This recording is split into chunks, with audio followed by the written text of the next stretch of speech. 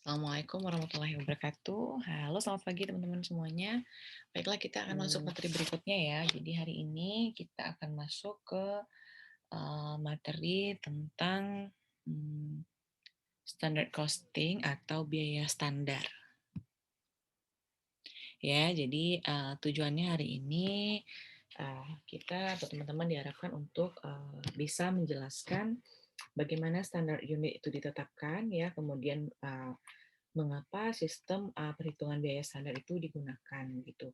Kemudian yang kedua adalah bagaimana nanti kita bisa menetapkan tujuan lembar biaya standar atau standard cost sheet, kemudian juga menjelaskan konsep-konsep dasar yang misalnya berkaitan dengan analisis variansi, kemudian menjelaskan kapan sih variansi itu harus bagaimana dia dikontrol gitu ya. Nah, kemudian juga uh, berikutnya teman-teman di sini juga diharapkan nanti teman-teman bisa menghitung berapa varians dari bahan baku atau tenaga kerja gitu ya. Varians ini ada selisih di situ dan kenapa dia digunakan untuk pengendalian.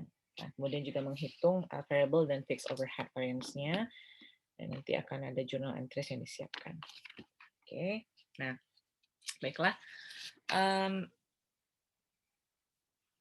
Di sini kita masuk kepada definisi apa sih sebenarnya yang dimaksud dengan standar quantity standar atau standar kuantitas ya.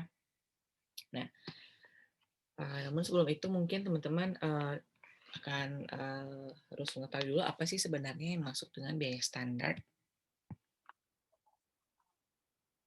Nah, standard costing atau bisa juga disebut dengan harga pokok standar di sini itu sebenarnya harga pokok yang seharusnya digunakan untuk menghasilkan satu unit produk, ya. Jadi itu ada dua komponen, salah satunya standar kuantitas. Nah, ini adalah standar kuantitas dan kita juga nanti harus mengetahui berapa standar harga, gitu ya. Nah, standar kuantitas apa? Standar kuantitas berarti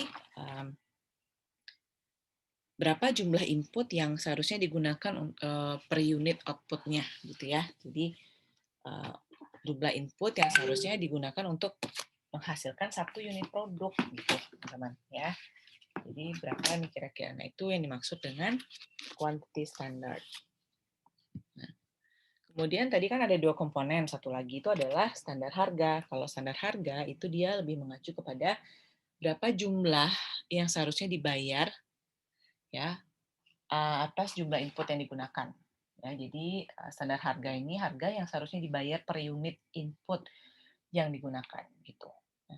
Nah, jadi kalau misalnya kita ingin mengetahui berapa biaya standar itu, nah nanti di situ akan kita dapatkan berarti dari bagaimana kita mengalihkan antara standar kuantitas dan juga standar harga, ya. Nah, itu ya teman-teman. Jadi biaya standar itu kita bisa menghitung dengan dia mengalihkan kedua standar, standar kuantitas ya dan standar harga. Oke, nah. Jadi coba kita lihat dulu di sini. Saya akan contohkan ya di whiteboard sebentar. Nah, atau di annotate-nya aja deh, bentar. Nah, di sini ya. Contohnya itu adalah misalnya, sorry.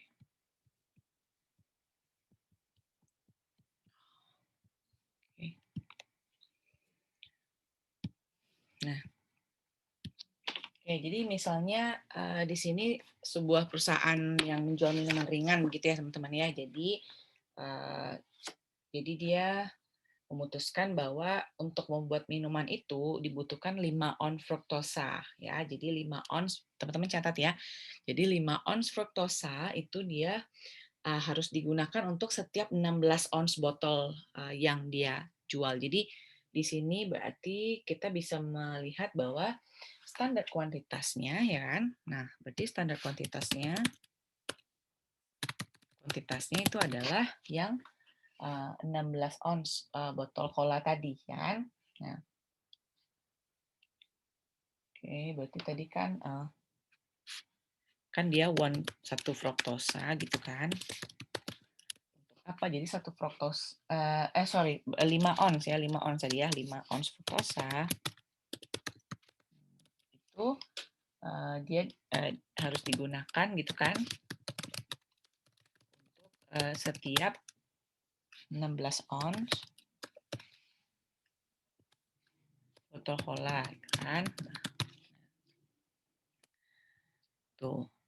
Berarti di sini kita bisa bilang standar kuantitas. Nah, kemudian kan kita harus tahu nih harga fruktosanya berapa ya, gitu ya. Berarti harga fruktosa itu harus, ya itu standarnya ya, maksudnya dia berarti misalnya seharga 0,05, ini kita pakai dolar biar lebih gampang, nggak banyak hitungan besarnya. Nah, jadi ini per ons gitu ya. Jadi ini adalah standar hari harganya gitu. Ya. Nah, berarti berapa biaya standar untuk fruktosa per botol gitu kan?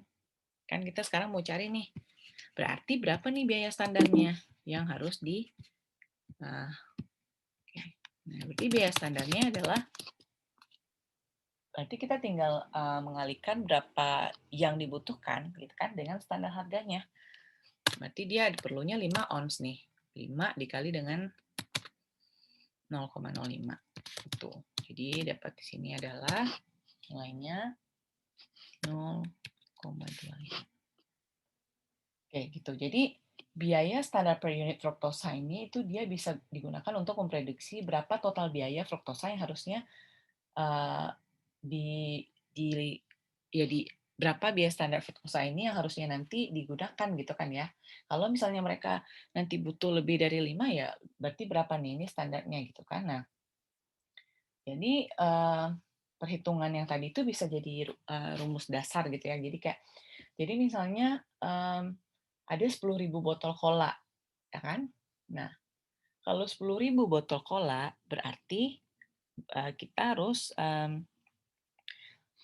jadi kan dia butuhnya 5 ons nih ya. Ya untuk setiap 16 ons botol cola. Jadi kalau misalnya kita mau mencari 10.000 botol cola, dia memproduksinya 10.000 nih. Berarti biaya fruktosanya berapa?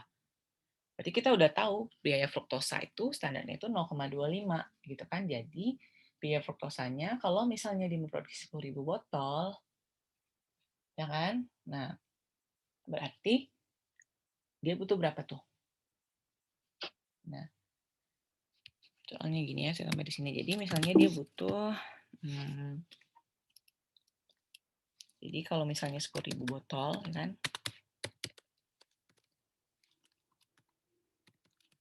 Ini kalau dia produksi ini ya, teman-teman ya. Oke, nah kalau misalnya dia produksi 10.000, maka total biayanya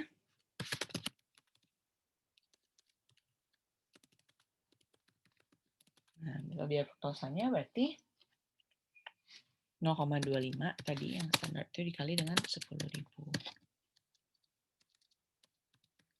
Tuh. Sehingga dapatnya adalah 2.500. Nah, gitu teman-teman. Jadi kalau misalnya 15.000 gimana? Ya kalau 15.000 dikalilah dengan 0,25. Jadi itu adalah total biaya fruktosa yang diperkirakan untuk memproduksi misalnya kalau misalnya dia memproduksi 10.000 botol misalnya gitu kan. Oke, gitu ya. Jadi saya clear my drawing. Nah, jadi ya teman-teman, kita skip di sini. Itu contohnya ya teman-teman ya untuk penetapan harga standar. Nah, it's 7 hours.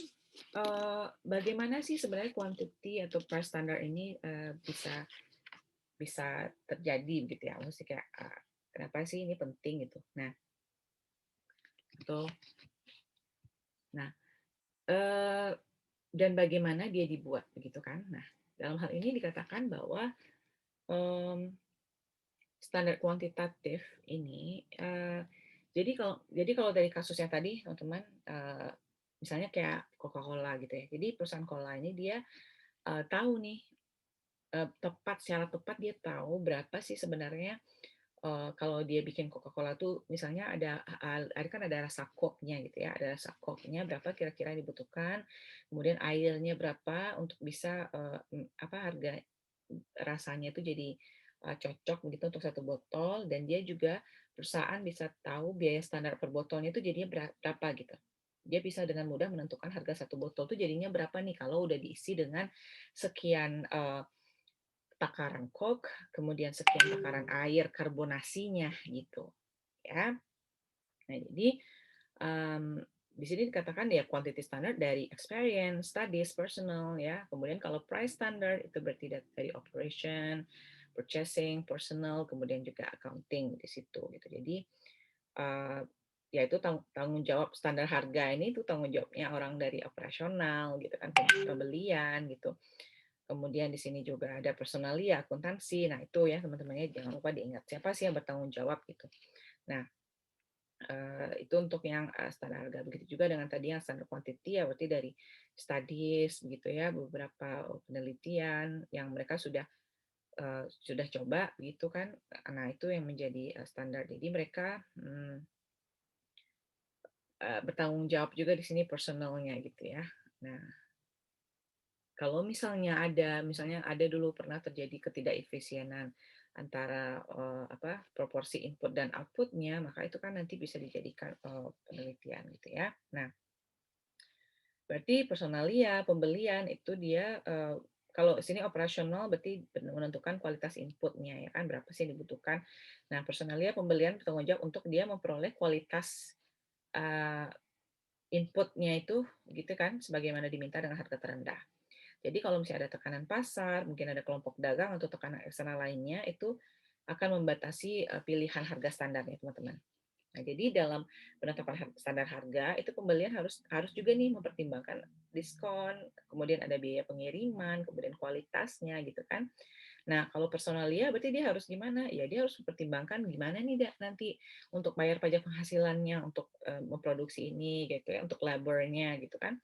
Bagaimana untuk fasilitas tambahan yang akan diberikan gitu. Kalau akuntansi berarti dia bertanggung jawab untuk mencatat standar harganya, dia menyiapkan laporannya gitu kan, yang membandingkan antara apa sih, apakah kinerja aktual dan standar itu sebanding gitu. Nah, ya kan, jangan-jangan nanti misalnya aktualnya lebih dibutuhkan lebih banyak lagi gitu. Nah, jadi itu ya. Nah, apa sih yang menjadi pembeda antara ideal dan attainable? Jadi kalau ideal itu ideal, ya. Ideal itu berarti dia ya sesuai lah seperti itu. Kalau attainable berarti eh, dapat dicapai ya, ya dapat dicapai. Nah, jadi standar ini teman-teman itu bisa diklasifikasikan sebagai sesuatu yang memang ideal dan sesuatu yang saat ini dapat dicapai gitu. Jadi kalau standar ideal itu berarti dia di sini katakan only work under perfect condition. Nah, kalau misalnya standar ideal itu dia membutuhkan efisiensi maksimum dan juga hanya bisa dicapai kalau misalnya situasinya sempurna gitu. Nah, jadi misalnya ideal standard tuh misalnya ya idealnya nih situasinya misalnya kayak ibaratnya nih mungkin kadang kalau bisa contohkan ke kehidupan sehari-hari ketika misalnya teman sehari-hari misalnya pergi kuliah seperti biasa gitu kan ya. Idealnya ya teman-teman pergi kemudian berangkat nih angkutan umum, kemudian siang nanti ada istirahat segala macam. Kemudian ya mungkin cuaca cerah gitu. Ternyata kalau misalnya ada situasi yang not in perfect condition, bisa jadi mungkin ketika pergi teman-teman angkot yang dinaikin apa ya, angkutan umum yang dinaikin gitu ya, misalnya ada permasalahan dengan, mobilnya gitu atau, mmm, mungkin dia ngetemnya terlalu lama gitu. Nah itu kan berarti kan, bukan nggak ideal gitu karena kan bisa berakibatkan, efek kepada kegiatan kita sehari itu. Nah ini yang dikatakan dengan ideal. Nah gimana dengan standar ideal atau standar ideal? Jadi berarti contohnya, nggak ada nih mesinnya rusak gitu, nggak ada nih yang nganggur, kemudian juga keterampilannya cukup gitu kan. Nah, kemudian, attainable standard, jadi attainable standard ini yang bisa di-achieve, yang bisa dicapai ya. Jadi bisa dicapai dengan operasinya secara efisien. Nah, jadi kalau misalnya, ada kelonggaran diberikan untuk kerusakan normal, kemudian ada gangguan juga oke diberikan, peluang gitu kan, mungkin keterampilannya mungkin tidak terlalu sempurna. Nah, ini standar yang, sangat menantang teman-teman, tapi bisa dicapai gitu. Nah, jadi kedua jenis standar ini dapat tercapai menawarkan keunggulan dalam hal perilaku kerja. Jadi misalnya, contohnya gini, kalau misalnya standar itu terlalu ketat dan tidak pernah bisa dicapai, ya kalau misalnya standarnya terlalu ketat atau terlalu tinggi kan kita jadi ini ya kayak frustasi ya mungkin ya kayak yang kerja gitu. Dan akhirnya ya tidak meningkatkan kinerjanya, malah bikin kinerjanya menurun gitu ya. Karena mungkin mereka juga tidak punya skill untuk bisa mencapai suatu target seperti standar yang ditawarkan gitu kan. Nah, kemudian ya sama mungkin teman-teman kalau dalam hal kuliah ini ya kayak misalnya nilai gitu kan ya teman-temannya. Jadi kalau misalnya teman-teman ada apa namanya, dalam kehidupan sehari-hari nih teman-teman, misalnya kuliah ditetapkan standar sama orang tua kamu harus dapat A semua ya gitu ya, kayak kamu IPK-nya harus 4 gitu. Nah, itu kan sebenarnya suatu standar yang di-set itu terlalu tinggi ya teman-teman. Mungkin untuk teman-teman tertentu yang tidak punya kemampuan seperti itu gitu. Nah, kalau misalnya dalam hal ini standarnya ketinggian misalnya karena kalau standar ketinggian berarti gimana?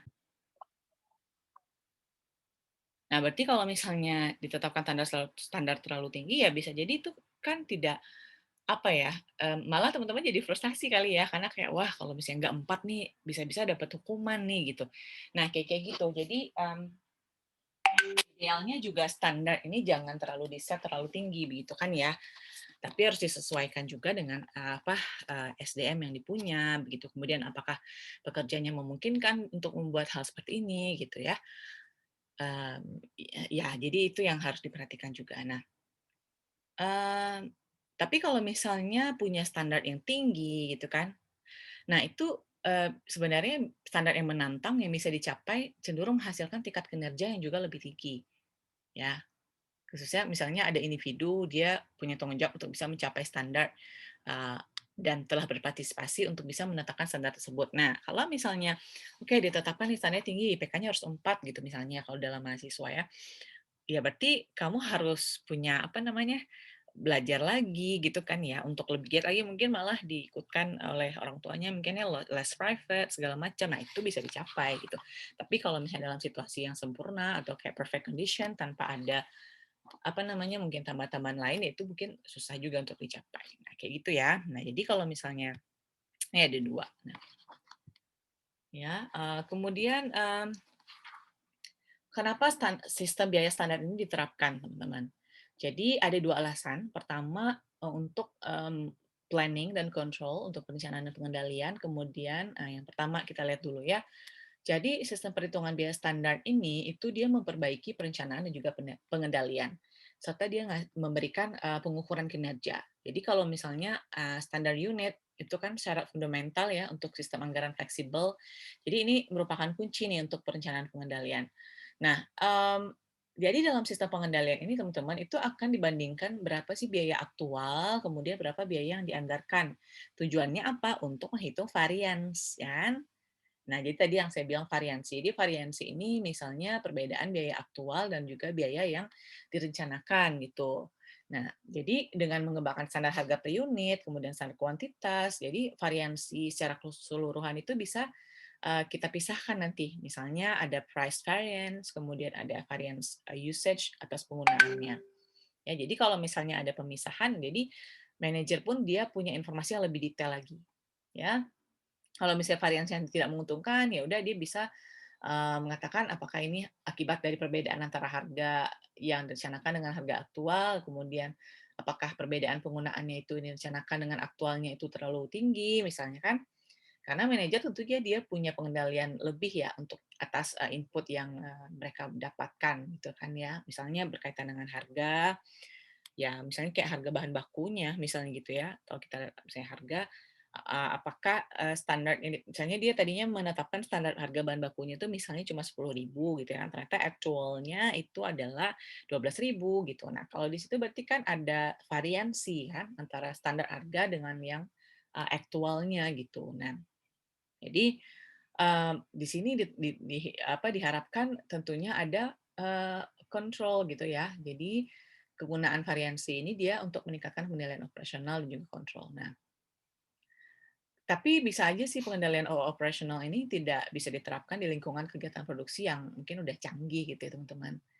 Ya, ya itu dalam beberapa kondisi yang lain. Nah, jadi pertama planning control berarti untuk mengimprove performance measure dan juga untuk memberikan manager informasi tambahan yang lebih gitu ya untuk dia menentukan berapa sih total variansi antara harga dan juga usage gitu. Nah, yang kedua ini juga sangat penting adalah product costing.